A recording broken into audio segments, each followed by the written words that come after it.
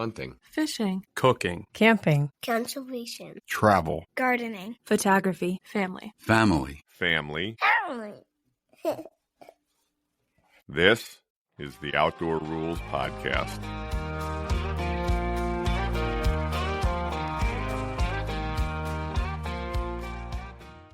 Hi, everybody, and welcome to another episode of the podcast. It's Mike here. I'm going to do something just a little bit different this week.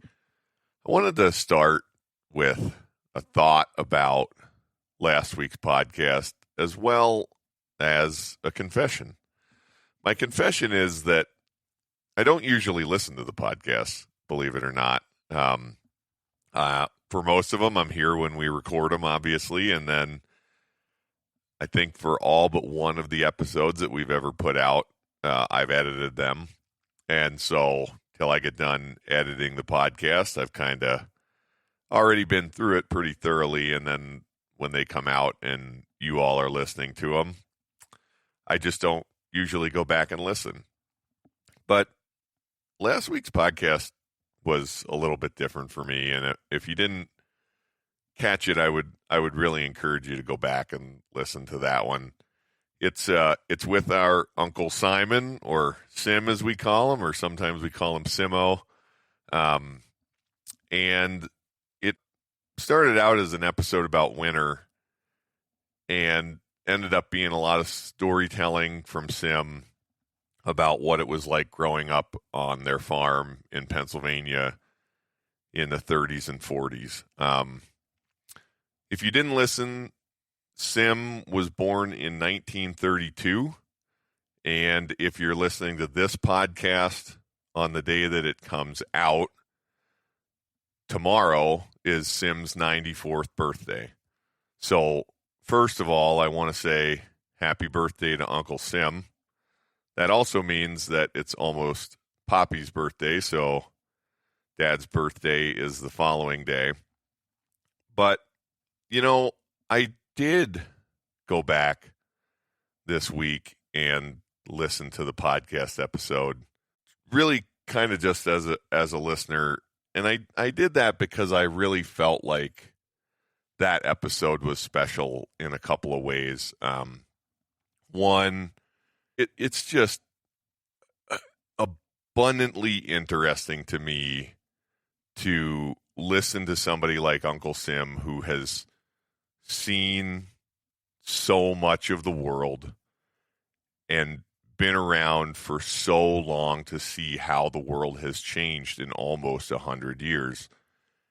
I'm really struck by the idea that if you listen to that episode, Sim talked about how they spent, as kids on the farm, they spent almost the entire month of March working on spreading the manure that their livestock had produced all winter onto the fields in preparation for spring.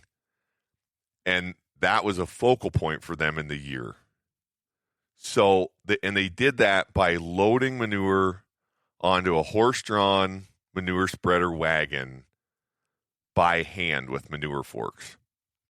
And so he started his life farming with horses on a farm that basically barely had electricity.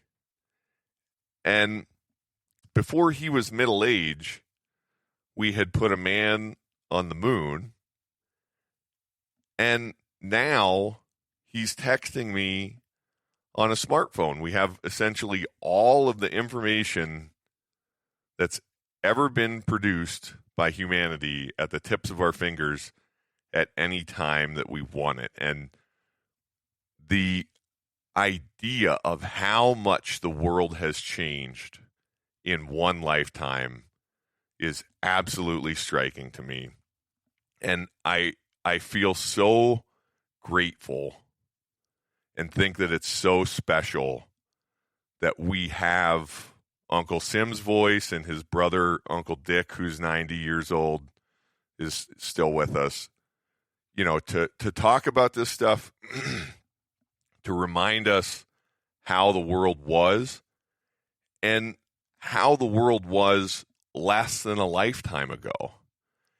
And the other thing that I really take from last week's episode is the idea and the importance of community. And, certainly that community is family focused for us. And I think it's really a huge part of what we're going for here at Outdoor Rules is that sense of community. And yes, some of it comes through family, but it doesn't have to. And if you listen to that episode, Sim talked about how our family farm, the rural family farm in the 30s and 40s, was part of a broader community. He talked about how people would come to the farm to play hockey and skate on the pond at the farm all winter. Those were certainly not all family members. Those were members of the community of Rexmont and the surrounding communities in Lebanon County. And he also talked about how they would butcher for residents of Rexmont and other towns surrounding Rexmont.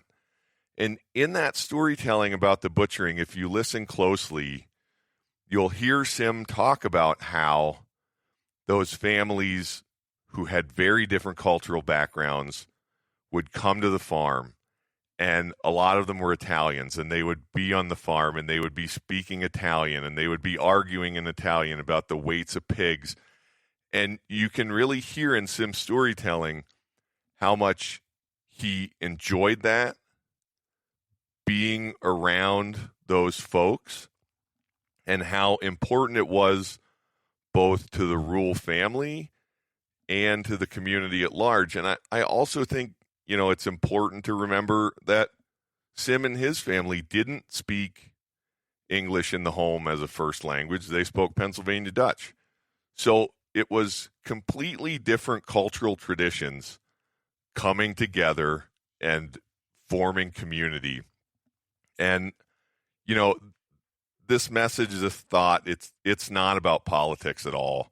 It's just about the idea for me that it's so important, and I think it's what people find so fulfilling, and I really believe it's one of the things that when people hearken back to the past, they're really what they want is a sense of community that they feel like has been lost. And so, again, I feel so blessed to have Sim around to do that kind of storytelling and to share those memories with us. And I really feel inspired to look at the world through the lens of community, to think about how we can better form communities, how we can better support each other, and how we can learn from people like Sim just to be better people. So, sorry for the sermon, but it's something that I've really been thinking about all week. I want to say again, happy birthday, Uncle Sim. We love you. You're part of the reason why we're doing the podcast. So I can't wait for an opportunity to make more episodes with Uncle Sim and hopefully with Uncle Dick. And I'm really looking forward to bringing all of our listeners more of that kind of content. But, of course, we're also going to keep doing all the other storytelling. And here in a minute, I'm going to sign off, and then I'm going to go get Caitlin, and we're going to come back, and we're going to talk about all the things that we're planning to do. It's been a kind of an interesting week. Didn't turn out quite like we had hoped, but we'll get into that in a second. Thanks, everybody. All right, welcome back, everybody. Caitlin's here with me now. Hi. Hi, Caitlin. What's up? Well, we didn't exactly have the weekend that we were planning to have, did we? We shouldn't be here right now. No, we are in the Outdoor Rules West studio, Mm-hmm. and we were hoping to spend the weekend with the Outdoor Rules East clan, right? Yeah, hoping to have some smoke in the air. Yeah, it was our big weekend of flintlock muzzleloader hunting that I've kind of been looking forward to ever since we were there last year at this time. And Yeah. what happened? Plane issues. Yeah. Yeah, we were going to take a 2-flight layover situation to get there, and our first plane was delayed for mechanical reasons. We learned late morning. Like as we're driving to Albuquerque. Right, exactly. And then, so we got there, and then it turned out it got delayed even more. So we were going to miss our connecting flight from O'Hare to Harrisburg. And unfortunately, that was already going to get us in at 9 at night or something. Yeah. So there just weren't too many options. And by the time they started looking for options for the 4 of us, there was nothing we could get on that day. Yeah. So that was Thursday. We were set to go there till fly back today, I guess. Yeah, so we were going to do 3 full days and fly back Monday. We'd be halfway home now or something. We Right. would have left a couple hours ago to get back. But yeah, needless to say, we had to make a hard decision. yeah, we ended up, we were at the ticket counter in Albuquerque for about an hour trying to work it all out and thought we had a couple solutions, and then nothing panned out, and then a couple very disappointed kids for a few minutes. Oh, man. Yeah. But I guess sometimes travel is like that, right? Yeah. What are you going to do? So, kind of put us in a little bit of a scramble mode to make an episode today, but that's okay. It actually led to a lot of conversation here about things we want to talk about in future episodes, and you kind of have an idea in this line, right? Yeah, we kind of had a download of ideas, but I don't know. I was just thinking about this weekend and how we had to abandon ship on our plan to fly east, and we probably could have tried to push it and gotten a flight the next day if that would have all worked out well. It would have gotten us in later in the day, and then we would have just had Saturday and Sunday. And so, yeah, kind of had to make a calculus, I guess, about what made the most sense in terms of flying or not. But it just had me thinking about all the other things we do in life or in the outdoors where maybe you're on a track and you have to abandon ship, or maybe you were on a track for something and you should have abandoned ship. Yeah. So, yeah, it had me thinking about that. There are definitely, I can definitely think of examples of both where things didn't feel right, like they kind of didn't feel right this weekend. All the signs were pointing to maybe we shouldn't do this. We also got a text from Kate as we were standing at the ticket counter that Annie was sick, and it turns out she had RSV, and so so those things line up, and you're just like, this isn't a good idea. I should bail, and bailing probably doesn't usually make the best stories. No, and you can't bail every time. You'd have no stories, right? But there's definitely plenty of examples of times where we should have bailed. Yeah. And I was thinking about those. I guess, so we'll make an episode about this. And a lot of today's episode will be a challenge to our Outdoor Rules family, but as well as our listeners, that to think about stories in this vein. And if you have a story you want to tell on the podcast, we would love to hear it. That'd be fun. Or send us ideas. We can call anybody. We can do a 5-minute segment on a fun story somebody has.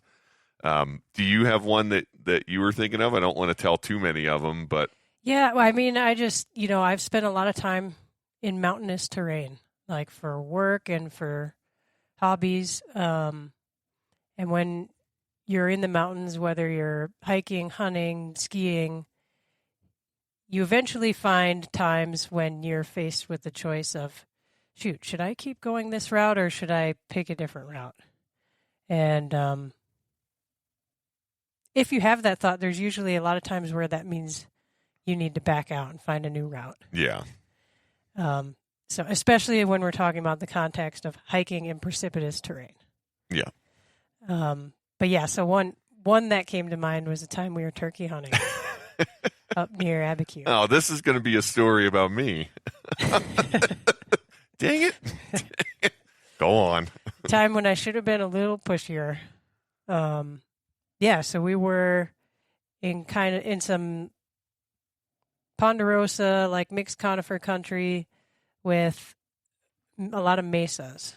So it's like some meadows and hills, meadows with like streams coming through them, broken up by these really steep, rocky outcroppings. Not necessarily crazy tall, but then once you get up that cliff band, then it's flattish on top. So a lot of that.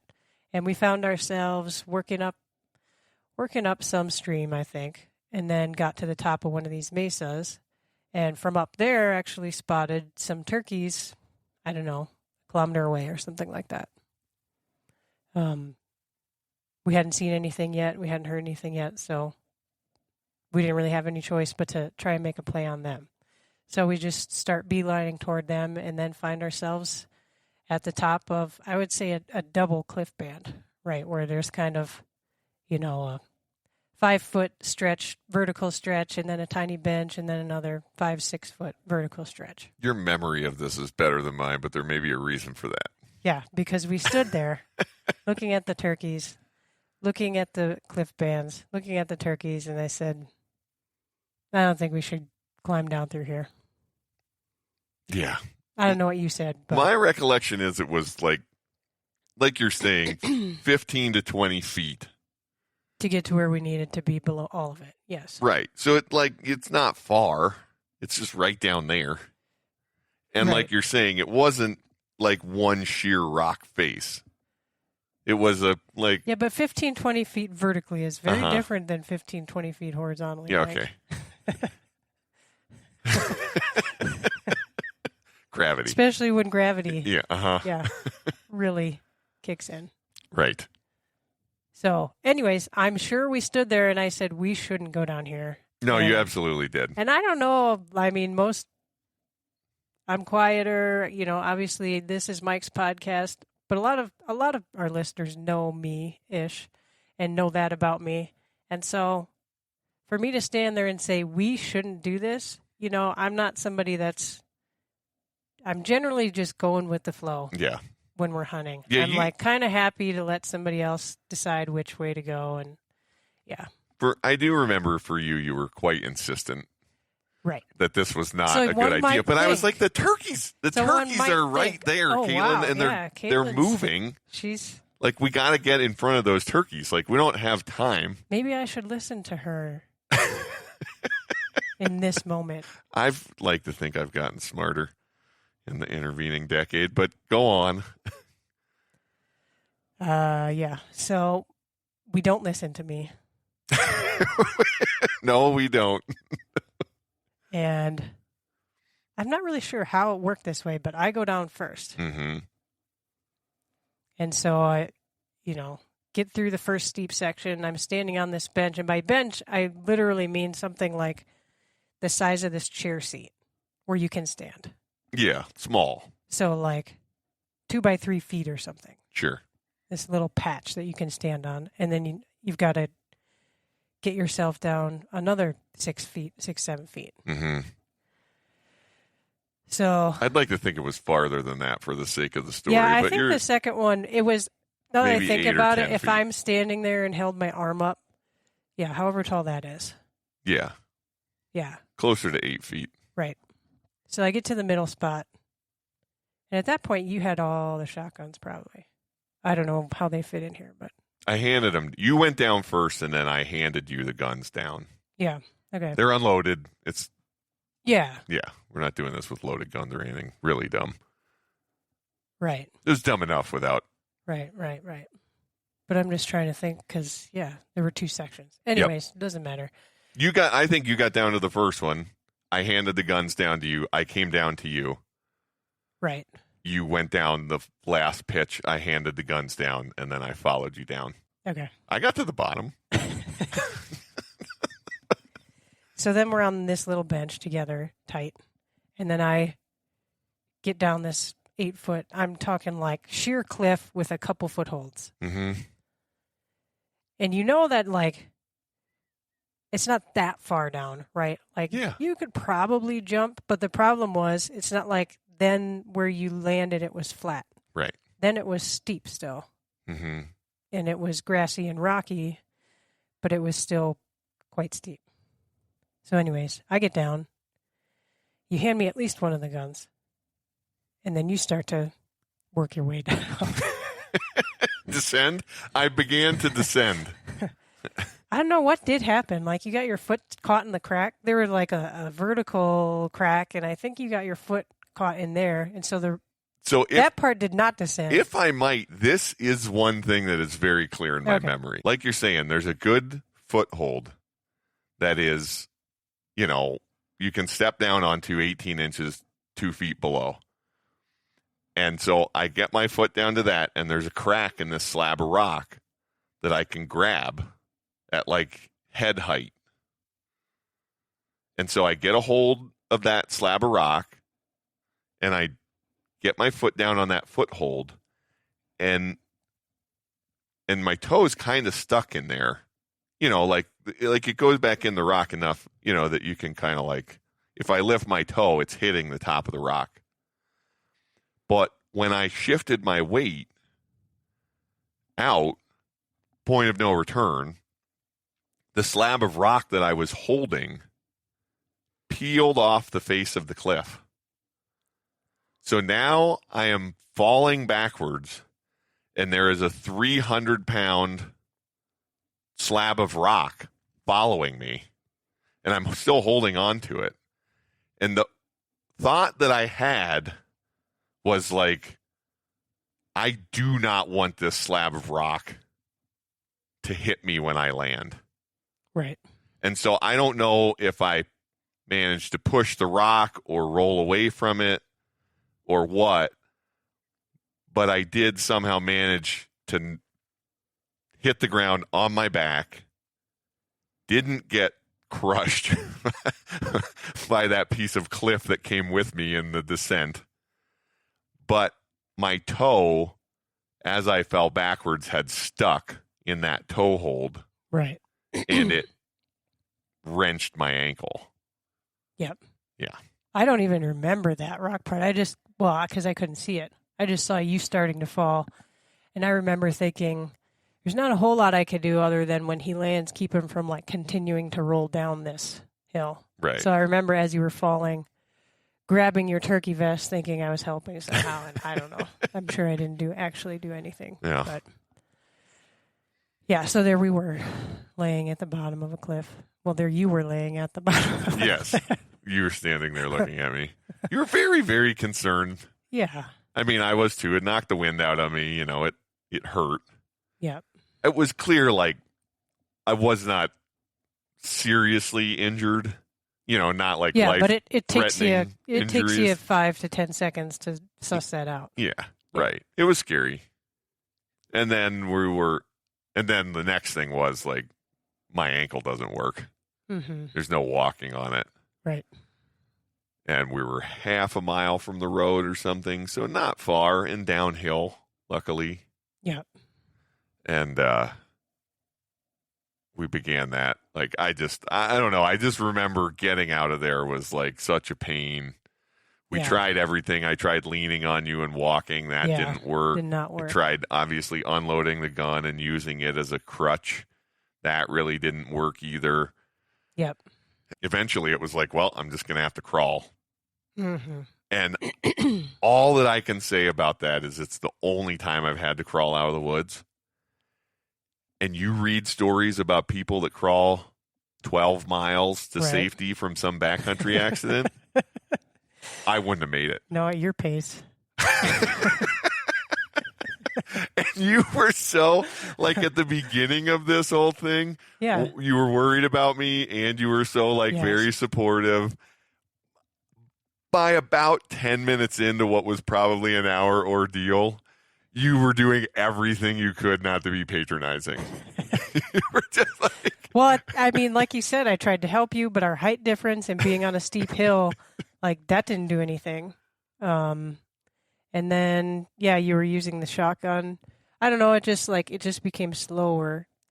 Once we realized you weren't you weren't seriously injured, it just so now the emergency part's out of my head. Like, okay, he's going to be fine. Uh-huh. We just have to get out.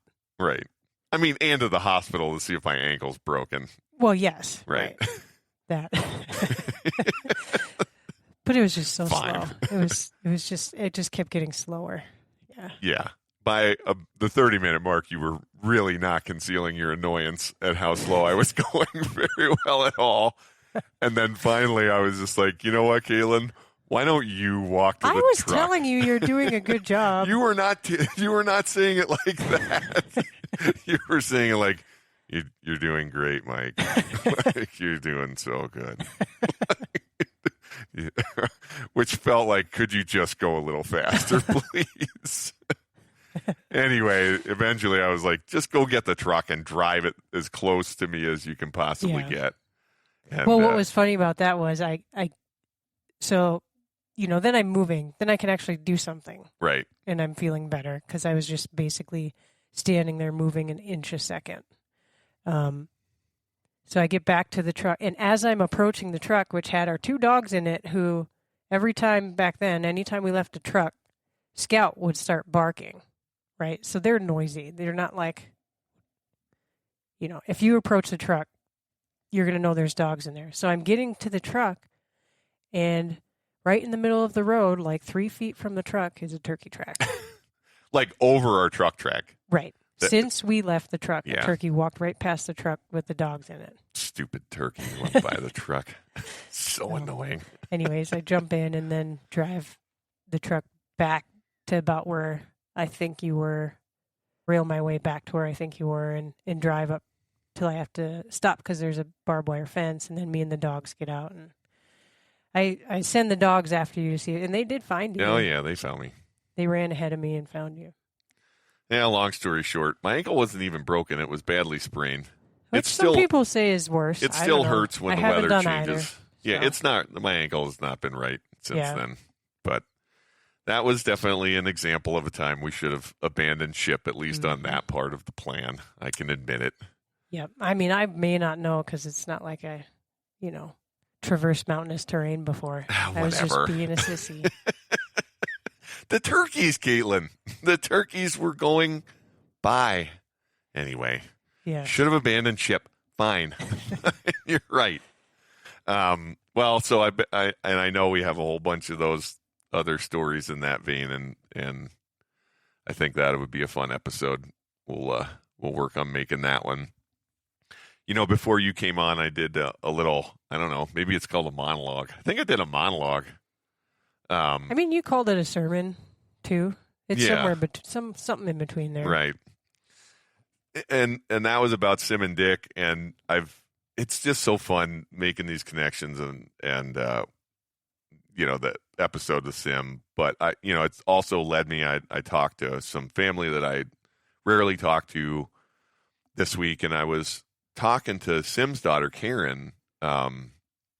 And just talking about a couple episodes that I would really like to make with them.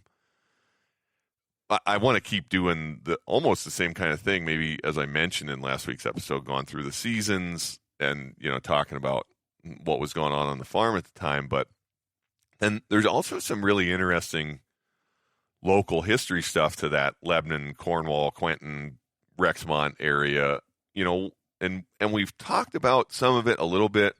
One of those things is there's an iron mine there, which we've talked about quite a bit. But before there was a big formal mine, they started finding magnetite, which is a iron-bearing ore, basically on the surface, and they started making steel there. One of the really unique things there is because there is coal close by and there is limestone, they can make coke, which is the fuel that they need to smelt steel. And so very early on, before the United States was even a country, they were making steel in Cornwall, or they were making iron. There was an iron works in Cornwall at the Cornwall Iron Furnace. So the historic furnace is still there. It's still run as a site, a historic site that you can tour. And it's just very interesting, I think, how the family history fits into that. Both, like Sim was talking about all the mining families that would come when they were kids, Sim himself, he worked in the business end of mining from the standpoint of he sold mining equipment, and that's why he ended up moving to Western Pennsylvania. Some of his brothers worked either as miners or in various aspects of mining operations. And so I think that that's a really interesting local history story that I would love to tell. And then the other one that I mentioned these to Karen, is Sim mentioned in passing that they sold milk to Hershey. And so obviously, or maybe not obviously to everybody, he was talking about Hershey Foods, Hershey chocolate. And if you have never heard the story about Milton S. Hershey and his wife Kitty and how they built the Hershey Chocolate Company and what they did, what their legacy is, it is an unbelievably interesting story about Central Pennsylvania, about American enterprise, about somebody who tried a whole bunch of things before they found the thing that they were successful at, and about a philanthropic legacy that is almost unbelievable in its magnitude and reach. And when I mentioned this to Karen, she said, I think that there's a movie coming out about it. I was just going to say, it sounds like there should be a movie about that. And I have always thought there should be a movie. And I was like, oh, really? I haven't heard that. And so I looked it up, and she's absolutely right, not surprisingly.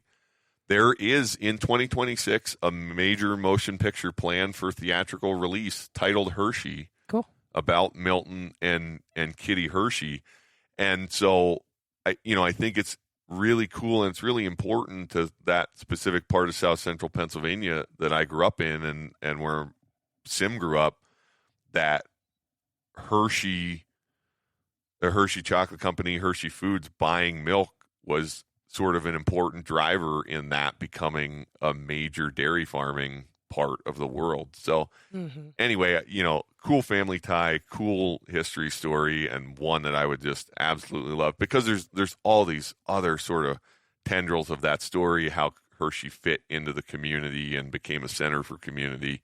So anyway, those are two episodes that I'd really like to talk with Sim and Dick about.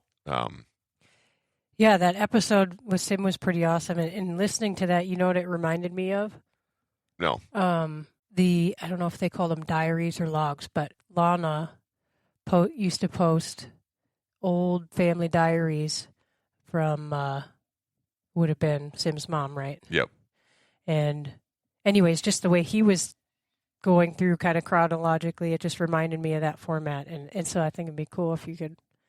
Right. Maybe we'll have to get some of those from Lana and I think and post some of that. That's a great idea. We could certainly include them in the seasons. You were reading a couple the other day, and some of them they're generally very short. Yep. But it's like cleaned 21 chickens for market, made 32 cakes.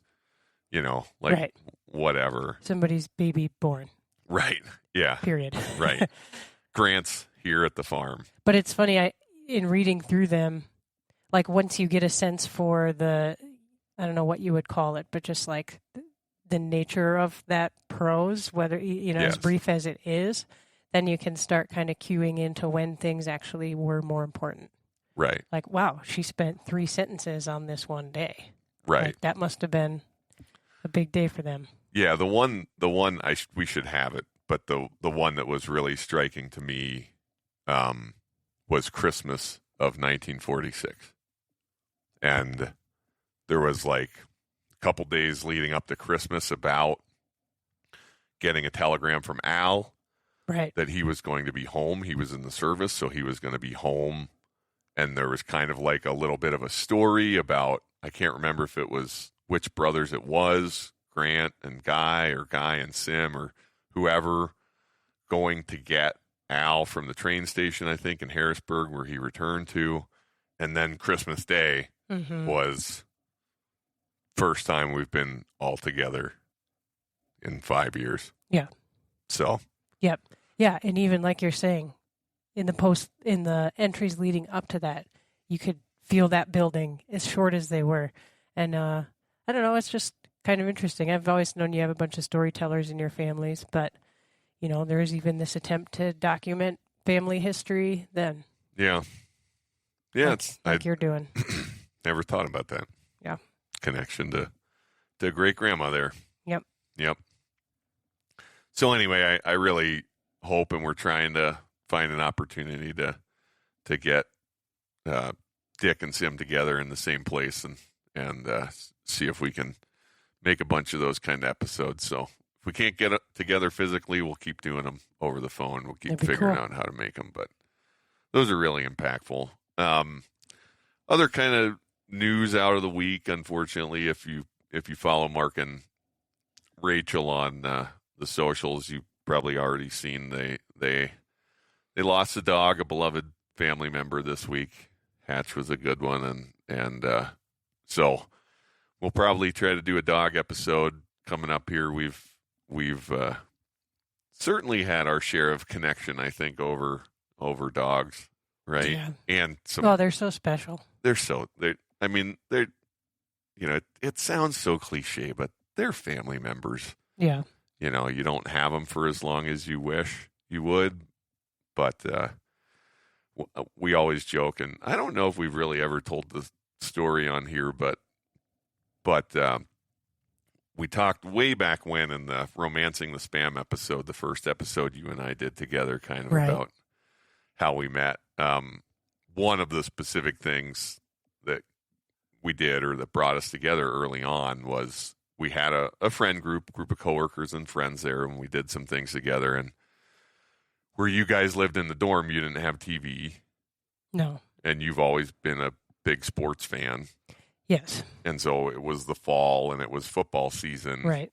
And a group of you came to my house. Yep. For a Monday a party night game or something. I don't know. Right. And I had this dog at the time. Gus was probably 3. Yep. And we'll tell more stories about him. He was just a great dog, but he kind of instantly latched onto you. Yep. And I latched onto him. Yeah. And I always say that Caitlin really fell in love with Gus, and I just was part of the package. Well, the first part of that is true. I did. I really fell in love with Gus. Yeah. And it's scary to think that if you didn't have him, that things could be any different, because obviously I then fell in love with you. Yeah. Well, somewhere between you and Gus, you chose each other. Yeah. And it might have taken longer to figure out that I was all right too. But no, so sorry to Mark and Rachel and CJ for your loss, but I'm looking forward to the opportunity to get together with them and do a little episode about our best friends that the ones we still have, and we've been having interesting times with one of our current ones. He recently, a couple weeks ago, oh shoot, he got arrested. Newt got arrested. We're bad dog parents. Yeah, well, we'll tell that story too, but we'll save that for the episode. How about? Yeah. One of the things that's a little bit surprising to me in all of this that we've done and all the kind of hunting related content we've done, we never really talk specifically about the New Mexico big game draw. And that always becomes topical for us this time of year because it's coming up. They just opened it up. You can apply now. But let's maybe shoot for like the 5-minute version of what it is and what people should do if they want to come to New Mexico and hunt, in 2026, like what they should be thinking about right now. Yeah. So unlike a lot of states, there's general hunting opportunities, which means like just walking into an office or Walmart and buying a tag for something, are rare for any species here. And so the draw is a huge event, and that's, where you basically, everything is randomized, lottery pick if you get to hunt that year. And you can put in for one species or you can put in for every species. And that'll happen mid-March sometime. But yeah, we start getting excited this time of year because you start dreaming about what you're going to put in for, and like to feel that your strategy makes some difference in the odds of you drawing. But I never really thought about that, how that actually, the fact that you have to draw the hunts, adds a little bit of magic to it, at least before the results come out. I think it does too. And every Western state pretty much does some version of this for some species. Yes. So, like in Pennsylvania, the only equivalent in Pennsylvania, and it is an equivalent, but the only major one that I can think of is elk. And it's done in the Western states for the same reason that it's done there, which is there's an elk herd, and if they gave everybody that wanted an elk tag a tag to go hunt them, it could lead to an unsustainable situation from an elk population standpoint. It almost definitely would in Pennsylvania. Really anymore, whitetail is one of the few species where you don't have to be quite as concerned, especially back east. Right. And, so like in Montana, if you're a resident, you can buy an elk or a deer license, although there are still areas that you can't hunt, and you do have to get a special permit through a lottery to hunt.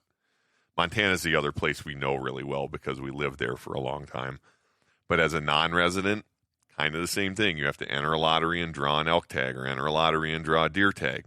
Mm-hmm. But if you're a resident in Montana and you want to hunt bighorn sheep or antelope or really any of the big game species other than Moose, elk and mountain deer, goat. right? Yeah. Although you can hunt bears over the counter, but for a lot of species, there's one of these lottery draws.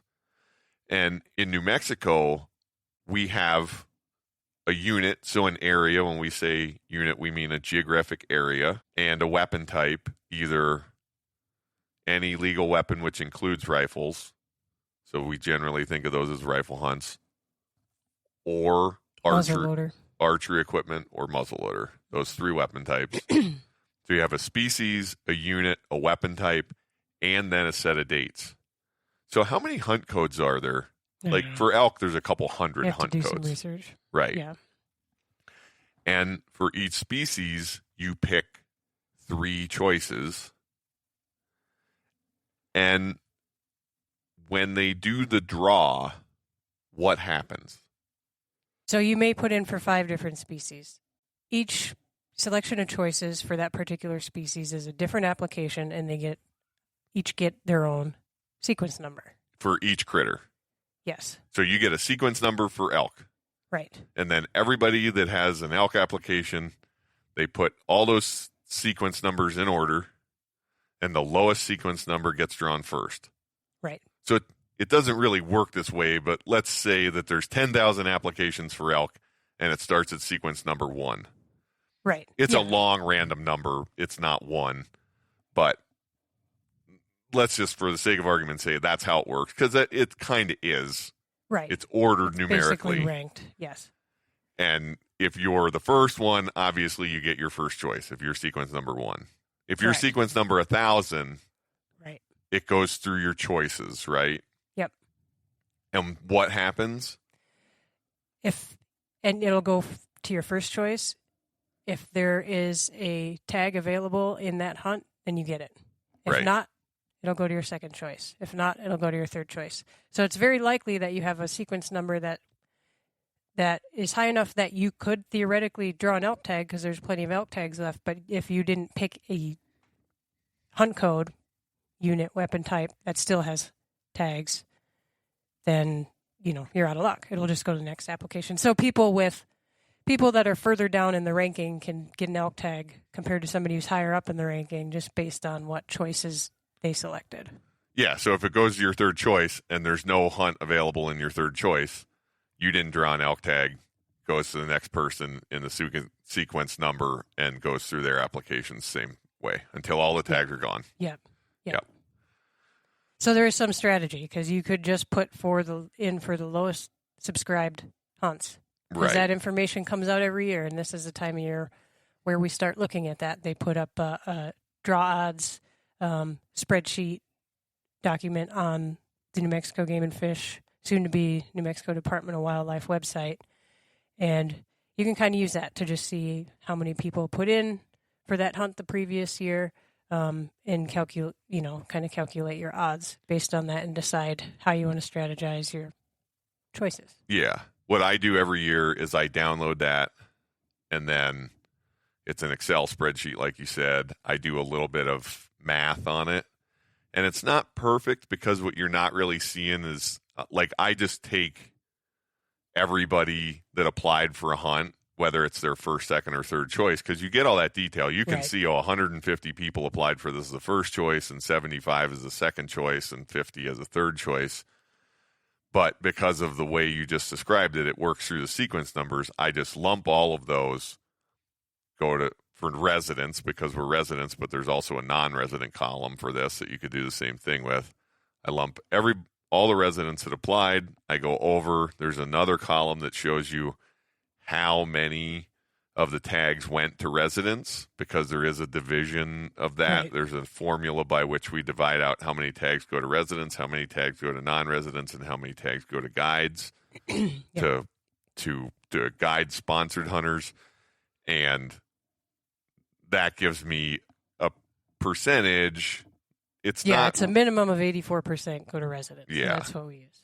And so what I get is something that shows me like the percentage in terms of your chance of drawing the tag, but it's actually always a little bit better than what I have in there. So it's kind of an index of likelihood of drawing the tag. Yep. And so that's what I would recommend somebody that was new to New Mexico, or even that you've been trying to apply here, not having any success. You might want to do that because it will give you some sense of what the likelihood that you'll draw a tag is. And by all means, if anybody has questions about that, reach out. This creates a segue to, if you get lucky, particularly if you get really lucky, you end up in Caitlin's situation. So, Caitlin, you've been pretty lucky in the draw. Yes. Over the years. I mean, we both have. For sure. But specifically, and we've made, I think, 4 episodes over the last 2 years about the elk hunts. You've drawn the same elk hunt twice. One of the best elk hunts in the state. Yeah. And you've been successful. We're here in the Outdoor Rules studio, and these 2 bull elk that you've killed have been laying out here on the floor in the studio. Yep. Ever since our buddy Jeremy Romero helped us clean the second one up. So the first elk, do you remember what the first elk scored? No. What was it roughly? 315-ish. Right. Somewhere in there. And so there is, when we say scoring, there is a scoring system called Boone and Crockett and Pope and Young. Boone and Crockett is for all big game animals, regardless of what weapon type they're harvested with. Pope and Young is specific to archery, but it's the same scoring system. Yep. And they're not the same organization, Boone and Crockett and Pope and Young, but they're kind of sister organizations, I think. We'll get more detail on that.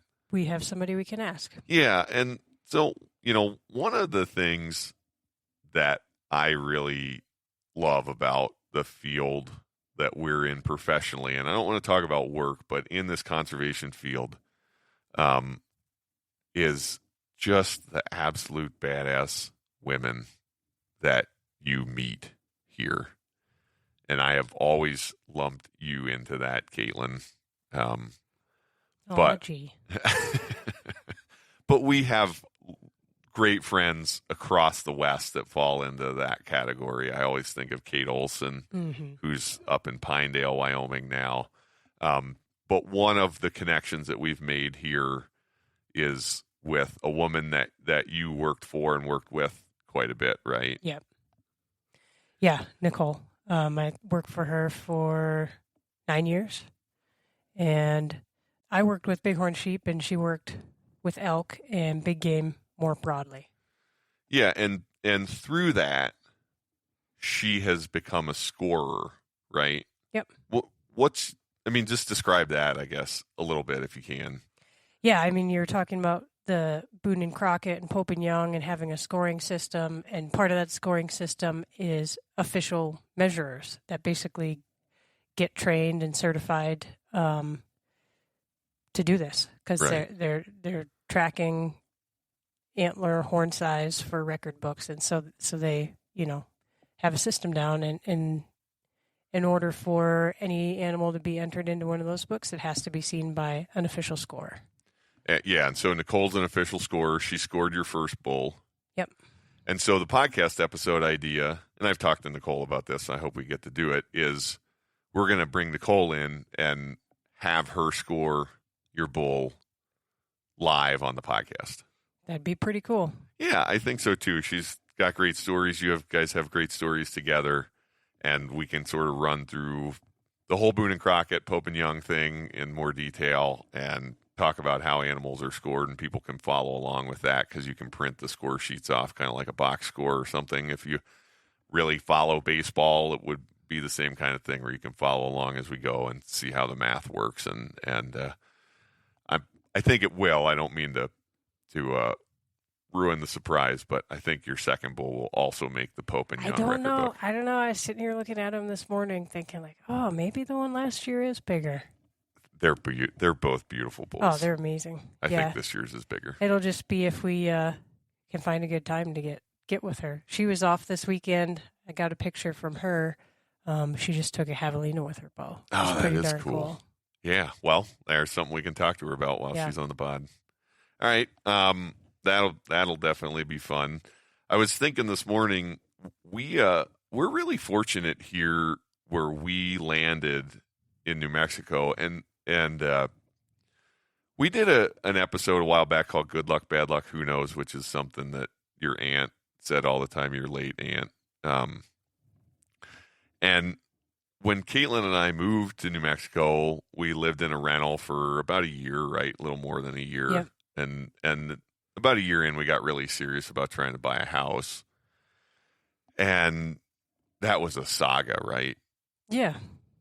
I mean, we made offers on 5 different places or something. And that sounds like a lot. But it was a lot. It was like one place had inspection stuff. One place was foreclosed and they just never answered us. Yeah, it was a bank approved short sale and we made a full price offer and they never responded. Yeah. It was just, we got outbid a couple times on places that had been on the market for 18 months. One needed a new roof, and I don't know, there were a couple things, just a couple signs with a lot of them. Right. Some of them where we got outbid, and some of them where there were a couple signs in the process that just made it feel not right. Right. Anyway, through all of that, we ended up landing in this place where we live, and we could not, everything that seemed like bad luck at the time ended up being good luck because of where we ultimately landed. For sure. We could not be happier. Nope. I mean, short of winning the Powerball. No, I think it's the best place in Santa Fe we could have ended up. Yep.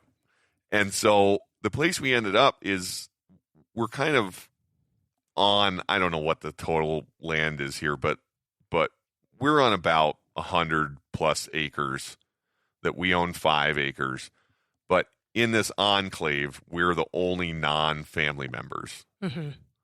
And the family are the Browns. And right at the very end of the homestead era, their family homesteaded this ranch. And then it later been split up into smaller parcels, and they do all kinds of things. And they are incredibly industrious people, yes. right? They know how to do everything. Yep. They work with metal. They run heavy equipment. They're all artists. They're all artists. One of them is an electrical engineer and can do anything electricity related. They're just incredibly industrious people. And then they're also really interesting people to talk to, and they have a deep history in New Mexico and specifically here in this place. And it's got these ties and tendrils all around, including some stuff in the conservation world that I don't want to give away. But anyway, I think we've really kind of missed an opportunity to get the Browns on here. And Oh, I hope they're willing to do it. I can't imagine they won't be. Yeah. John loves to talk. That's true. I know. So, yeah, I think that'll be an upcoming episode too that I'm really excited about. And then last night we got going on an idea of talking about outdoor meals. I kind of brought up, like, I would really like to do an episode where we talk to various people about what was either the best, the worst, or the weirdest meal that you've ever had that was either with fish and game that you harvested, or, you know, somebody close to you harvested, or that you had, you know, sort of while in pursuit in connection with doing something outdoors. Mm-hmm.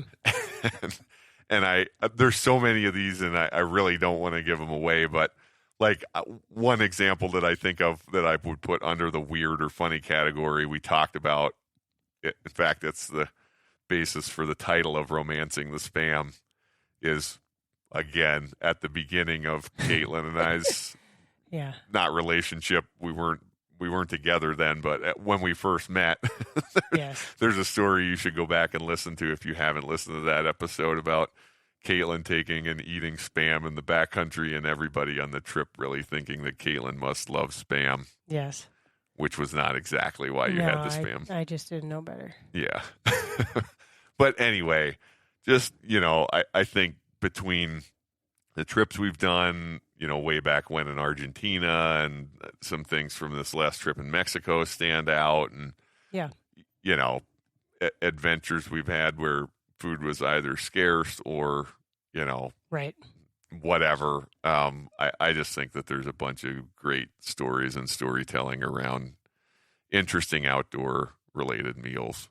Yeah. So I think that's one I'm really excited to. That'll be fun. Yeah. You know, again, I think this will be episode 66 when it comes out. And I feel like at the beginning of the podcast, people were like, you're going to run out of ideas. And it's just, no. I mean, we're not even going to get to all the things that I've written down as potential episode ideas. Right. So what, any others that you wanted to add before we sign off here? I don't think so. Yeah. No. Okay. Well, been a busy week. Not exactly the week that we expected to have. No. Oh, I did want to mention one thing about our canceled plans, which is just that almost immediately after canceling the plans, we got on the phone with Mima and Poppy, and we made plans for them to come visit us. That's right. So kind of a silver lining. You got to have something to look forward to. Yeah.